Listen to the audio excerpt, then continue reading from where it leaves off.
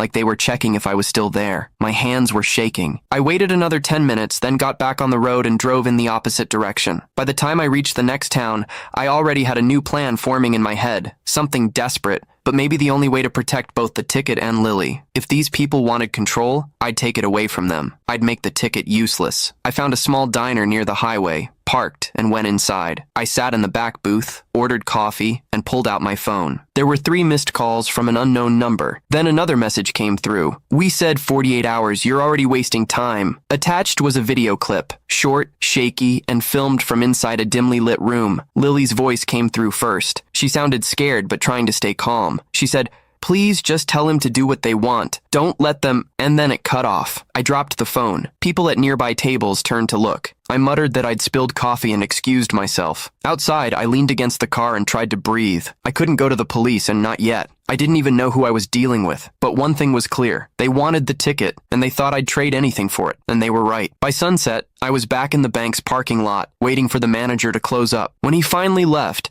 I broke into the back alley near the loading dock, the same one I'd used to access the private boxes after hours once before. I wasn't thinking clearly anymore. I just knew that if I could move the ticket somewhere, or destroy it, they'd have nothing left to use against me. But before I even reached the door, my phone vibrated again. "If you step inside, she doesn't wake up tomorrow." I froze, looked around, and that's when I saw a small red dot flicker briefly on my jacket sleeve, like a laser sight, before disappearing. They weren't bluffing. They were watching me, right then and there. I backed away from the door, hands in the air even though I couldn't see anyone. My heart was hammering so fast it hurt. Whoever they were, they wanted me scared, and it was working. I got back in my car and drove off the lot. After a few blocks, the phone buzzed again. "Good. Now listen. We'll give you instructions tomorrow. Don't talk to anyone. Don't move the ticket again. If you do, she disappears. No signature, no number I could trace. Just the same faceless threat." I pulled into an empty rest stop off the interstate and sat there until sunrise. I kept thinking about Lily, what she might be going through, if she was even still alive. I tried to picture her voice, her laugh, anything that could ground me, but all I could hear was that message in my head. 48 hours. You're already wasting time. When the sun came up, I called Patrick Hale, my lawyer. I didn't tell him everything, just that I thought someone might be trying to blackmail me over the winnings. He got quiet for a few seconds, then said, "They contacted me too." My stomach dropped. He said he'd received an email overnight. No name, just a demand. They wanted him to confirm the trust's payout schedule,